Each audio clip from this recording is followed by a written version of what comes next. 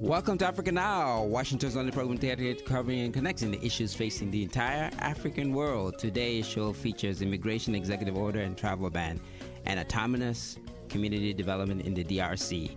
Africa Now is next.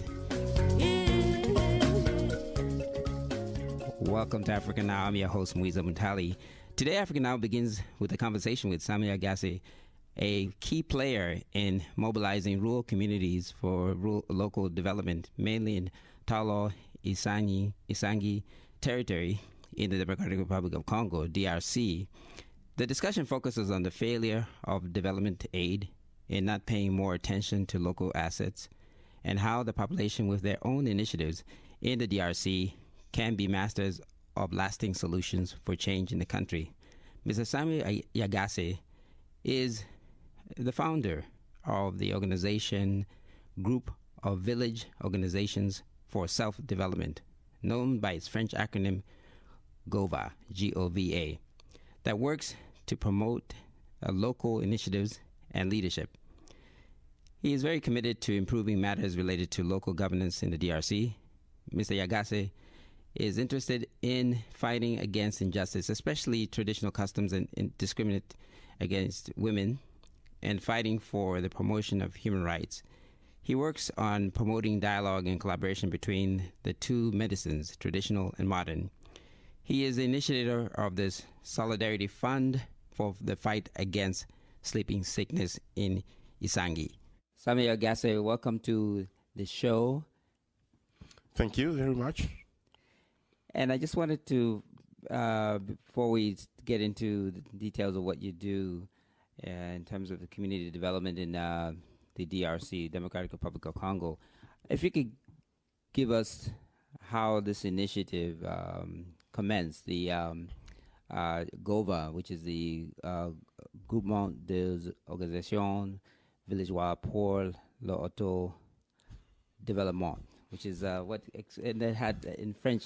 Yeah, tell our listeners thank you for speaking French. Yeah,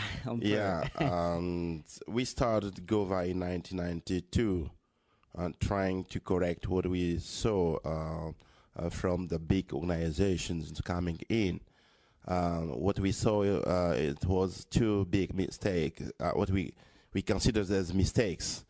The one, everything was relying totally on the foreign aid. So that if the aid is withdrawn, everything collapsed. So it was really a very, very big weakness. The second one, what people used to call community initiatives, was taken by only intellectuals. It's almost the same when the group of intellectuals decide to leave the village, everything collapses. So we decided to correct those two weaknesses. That's why we decided to create a GOVA. And so, and this was 1992. And when you're talking about development organizations, these are international development organizations, right? That came in, and then they wouldn't work with the people on the ground. Is that what you meant? Is that what you're saying? Not only international NGOs, even some local NGO, they try to think in the place of the people. They came in with their own agenda, with their own programs, with their own schedules. So they didn't have much time to look at what people were doing, to look at their values, to listen to them, to try to understand what was their agenda. So it used to be their projects, it used to be their programs, and not programs from the community. Mm-hmm. So they didn't take the experiences and the knowledge of the local population into action. Yeah, I think most people, especially as they are intellectuals, they came from university. They thought that they knew everything, so they have to transfer knowledge to the one who don't have which is not true, because in the community, even from the traditional leaders, they have some kind of values, the culture of as values. They have traditional wisdom on which we can build very strategic issue development and sustainable development. Yeah, and that's something that people above often criticize development organizations for, is parachuting in and then leaving. So I think one of the things you mentioned was that when they would come, they would they would do some things, and then they wouldn't. They'd leave when the money is run out, for instance. So the money for the project is run out, and then leave, and basically leave the project hanging. No one was that what some of the things that happened, that there'll be a project that would be started, but there was no local involvement and connection. Yeah, that's what we saw from a lot of interventions. For them, the most important parameter is money, but to us, it's not money. It's not money. It's the people with whom you are working. It's the beneficiaries. They have to be in the center of everything, and not money in the center of everything. And also, one of the things that was intriguing when you mentioned that you started in '92 was the fact that was during the towards the end of the Mobutu Sese Seko regime. Of course, 4 years later he was kicked out. Or three. About 5 years before later, Mobutu died. Yeah, 97. Yeah. But this is so what was the relationship with the organization at that time with that particular government, because of it was not known for development of helping the people. Yeah, at that time when we started, we focused on promoting a good relationship, especially with traditional leaders first. And we didn't start with specific projects. We tried to build some kind of promote some kind of dialogue with the traditional leaders, and trying to create a new modality, trying to ask people to look around themselves to see what they have as assets, and the local asset and local possibilities, local capacities we can explore. So most of the time we worked on creating and building the bridge between intellectuals and traditional leaders. And 3 or 4 years later, we start involving local state representatives, and it worked very well. Mm-hmm. And that was still during the Mobutu era, when it was a few years before Mobutu died. And what were some of the hurdles that you encountered at that time when you first started? Because people are always, especially at that time, you had at that time the regime was in power since 64, 65, and they were known for having a strong rule and controlling everything. What were some of the hurdles that you encountered? Were there any hurdles that you encountered? I think, honestly speaking, the context changed a little already, because from 1990, April 24, Mobutu decides, to allow, in bracket, democracy in Zaire at that time. Democracy in brackets, yeah. In brackets, exactly, because he really wanted to control everything. But the reality was that he was more and more powerless. Mm-hmm. Yeah. And people didn't recognize him as a good leader anymore. So it was in Kinshasa, and what was happening in the rural area, he didn't care about that. And if you could tell listeners the geographic distance, so that people have an idea, because Congo is very big. Yeah, it's okay. the second largest country in Africa, now, but it's not bigger than the United States. No, it's still 1/3 the size of the United exactly, States. Exactly. Everything east of Mississippi. Still big. It's a big country. If you want to go to Isangi, please, you take your flight from Washington, D.C. through Europe maybe, and then you land in Kinshasa. That's the capital city of the Democratic Republic of Congo, and then you fly from Kinshasa 1 hour and 45 minutes from Kinshasa to Kisangani. And the Kisangani used to be the capital city of Oriental Province, but now it's divided in four small provinces, you know, and it's in the Chopo province. And then from Kisangani to go to Isangi, it's like 125 kilometers, not miles, kilometers. But it takes something like, 4 hours because you need to cross the river by ferry the twice. Road must be bad, I guess. Okay, it's not like your roads here, but you can go with a car. Yeah. But so in distance-wise, from Kinshasa to Isangi is over 1,000 miles, basically. Exactly. Yeah. So people have an idea of. It's more. It's more than 1,000 miles. Yeah. So I think people have a graphic understanding of why. And we are located at the northeast of the DRC. And being far from Kinshasa also helped you be autonomous in a way to do things that gave you more freedom in a way from the central government. Somehow yes, and then we don't have problem with the government. You know, we are focusing our efforts on with the local people in the rural area as they are abandoned. I think the government should be happy with us normally because there is no social services. The area is really abandoned, is almost landlocked. There is no phone, there is no internet, you know. If I have to send you email here or to call Washington, I have to ride 50 miles somewhere to call.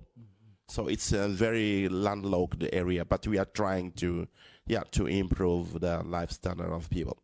Yeah, even though you said that the government wouldn't have problems, but because you're independent, sometimes government sees that as a problem itself as well. But we are helping even helping the government. You know, when people are struggling themselves to buy medicines to take to the hospital or the health center, it's the government's duty. But people are doing it. We are trying to do it ourselves. So we are helping the government. But so you're doing something which the government should do, but they're not doing. Yeah. That's something. So which is and which sometimes governments don't like that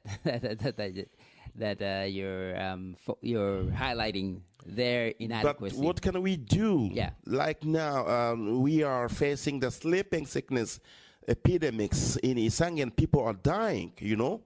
And there is no international NGO. The government, is not doing almost nothing. So what do you do to let people die? Oh, no, you're doing that. Yeah, so we need to struggle. We need to organize ourselves to tackle that issue. And it's exactly the right thing to do. And I was just trying to say that I was just trying to see some of the challenges that you might have because you're filling that vacuum. Sometimes governments see that as a threat, even though you're doing the right thing. But some governments, especially governments that want to stay in power, want to control power, they see that as a possible threat. And I know. To ask a little bit this question, I know we have some problem with these people, working the MP, because they believe that what we are doing is because we are preparing a political field, which is not the case. I've never thought of being politician, but I say I have to help my community, and help my country and help Africa and this continent. And could you elaborate on the connections you have with traditional leaders and with the urban folks? What you've tried to do? What are some of the examples of how you try to make sure that there's a constant relationship with the local leaders, the traditional leaders, and the so-called educated scholars? What are some of the programs that you have instituted to make sure that there's a collaborative effort, the solidarity between the people? Yeah, I think we succeeded in many things with the traditional leaders, and I learned a lot. Learning is not only from the university. Mm-hmm. I learned a lot, and I told friends of the Congo that maybe in 2 or 3 years I'm going to write a book on that and to share the lesson learned from that experience, from being the village and being, living with the traditional leaders. We have a project aiming at supporting our children at school, especially at the Kisangani University, and we are successful. And we didn't get any money, any single money or dollars from anyone. So this project was supported by the traditional leaders, and we are putting rice together. Each household has to give 10 kilos of rice to support kids, to support the community children at the Kisangani University. So it's thanks to the traditional leaders. Another one, and we have to recognize that in our culture, we have some negative things, especially against the women. And people in our area, women were not allowed to eat 22 kinds of meat. And then we discussed with we organized the meeting with the traditional leaders to ask them why. It was traditional leaders and intellectuals. After discussions, the traditional leaders, they gave up. They say, okay, even us, we didn't know exactly why our ancestors decide things like that, that now we take our responsibility to allow women to eat any kind of meat they want. And in the beginning, it wasn't easy for them to accept women to come to our meetings, the community meetings. But when we decided to fund, to support our children, the community children at university, the elders said, no, we are afraid of women because they are the ones who are controlling the crops, so maybe they will block the project. And then say, no, let us engage dialogue with women. And they allowed it. They allowed it, and the project is really successful of funding the community children at university. So when we had discussion with them, they were positive. They accepted our ideas, and we are moving forward. Mm-hmm. And you also have been in the project. You've also made the efforts to have an intergenerational program where you have not just old people working on the project, but also have the young people as well. If you could elaborate a bit more on how you engage the younger generation in the work. Yeah, it's a very, very, very important aspect you mentioned. We have our community radio, the small one, helping the community. And the director who is working there now is a young who has been supported by the community. So he decided to come back to go from Kisangani to the village, to work there 2 years without being paid, so that he can bring what he learned as academic knowledge, to give to the community. And we are. We have the support of the traditional leaders, but we have to build on the youth. But that's because it's the future of the community. Mm-hmm. And the community radio, how far does it extend? How wide is it? Yeah, it's about 50 kilometers. 50 kilometers in. Yeah. And it's and the people who work there are the young people from the community? Young people, but it's open to everyone, you know. The traditional leader come if they have something to communicate. Women come. It's really a community radio. For the program depends on the community. And I saw the person that runs it was somebody was trained by the project, right? Somebody. Yeah. So we looked for some money and sent some journalists to be trained from Kisangani. Kisangani, and this is a young person who went to school and then came back to work. Exactly. To work in the, and they are not only the director and two journalists. They went to school and they are back to the village to help. And so, as this project is an autonomous community development project, and how does that? What's that relationship? GOVA's relationship, which I'll say it again in French, is Gouvernement des Organisations Villageoises pour le Auto-Développement. And my French is a little rusty, but it's which in the initials are GOVA, which is GOVA. But what is the relationship with GOVA with the International Development Agency? How do they see this project, which is autonomous, which is controlled by the people, the grassroots people? How do they see this project? I think I don't know how to answer that question. Maybe you can. You can find out from some local international NGOs, but honestly speaking, we are not from our side. We are not against the international agencies. I would like to make it clear.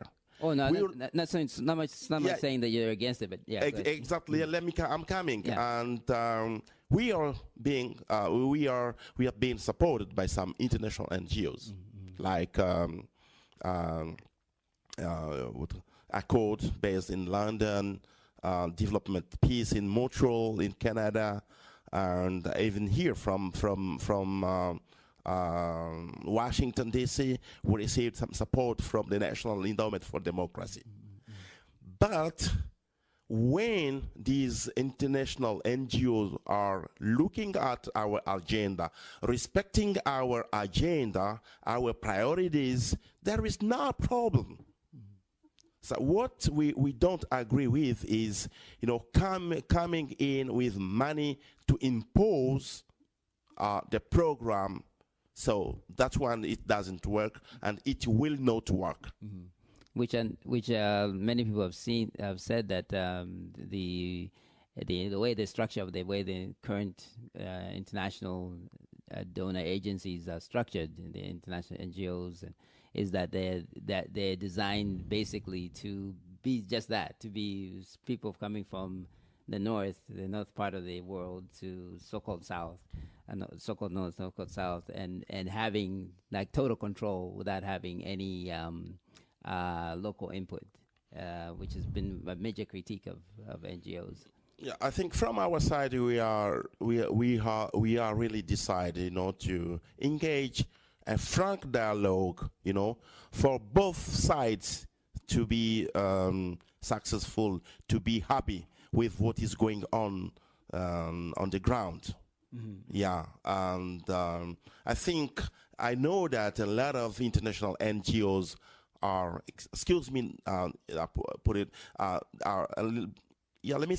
wasting a lot of money, millions or even billions of dollars, by the way they intervene, I would like to stress one thing, to underline in blue, in black, in yellow, in purple, that money is not the most important thing to accomplish or to implement good projects on the ground. It's not the money, it's the people who live there. And speaking of the people, how are you connecting with not just people there on the ground in DRC, and particularly in in that part of the Congo, in the northeast part of Congo, but also on the continent? How are you connecting with people who have the similar goals that your project has? Yeah, it's a very important question. People are coming now in Isange from different directions, especially in the eastern part of Congo. We received delegation from Kindu, that's Maniema province. We received people from Buta, that's Bazwele province.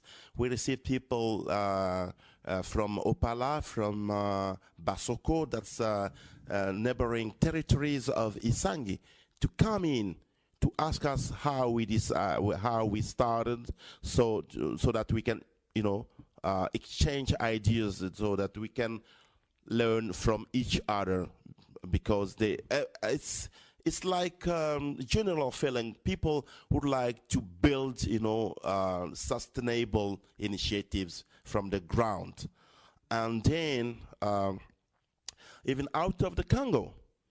Mabele Nabiso, our film, the film on our work was broadcast by the French TV5 from Paris for 50 French-speaking countries in the world, And before coming to United States, I received invitation from 4 African countries, especially from the West Africa.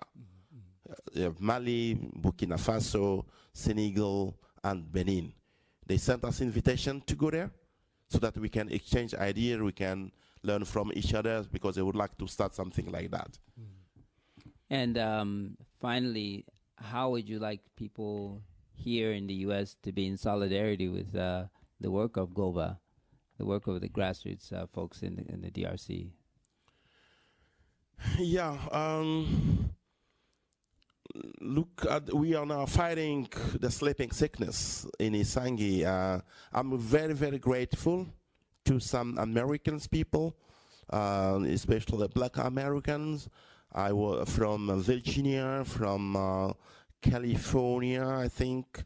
I was a few days ago. I was in Virginia, and some people they decide from themselves, after seeing the film and listening to my presentation, they decide to give money to the project to fight the sleeping sickness. But I told them that I'm not going to take the money, because I don't want to break the rules. Our partner here is Friends of the Congo. They can give that money to Friends of the Congo, so that they have some paper as support, a receipt or something like that. They send it to Congo. When it reaches Isangi, our treasurer is going to call them back to say thank you for your support. So I think this way can work to ensure transparency from both sides. And so one way is to support the work financially through the Friends of the Congo. It said, and then what other way? The support is not only financially, in terms also of ideas. We don't have the whole capacities. We need, for instance, we would like to start, to arrange to construct road for that area. I told you that it's landlocked, maybe for building bridges and so on. We need some technical capacity or technical knowledge from here. Mm-hmm. So people to people exchange, solidarity, exactly. Partners, that's what you're looking for. Yeah. And do you have any closing thoughts of it for our audience? How people can get a hold of your project? Where should people go to find out more information about your project? We are living in a very rural, landlocked area. We don't have these, modern tools like website and so. But we are going to get them. But from Friends of the Congo, you can get more and more information about GOVA. Thank you, Samuel Ehieze, for being on the show. I think it's up to me to thank you. Thank you. And that was my conversation with Samuel Ehieze. He's the founder of the organization Group of Village Organizations for Self-Development. known by its French acronym as GOVA, G-O-V-A, that works on promoting local initiatives and leadership. And that discussion focused on the failure of development aid in not paying more attention to local assets and how the population, with their own initiatives in the Congo, in the DRC, Democratic Republic of Congo, can be masters of lasting solutions for change in the country. You listen to Africa Now on WPFW 89.3 FM, your jazz and justice station in Washington, D.C. We'll be right back.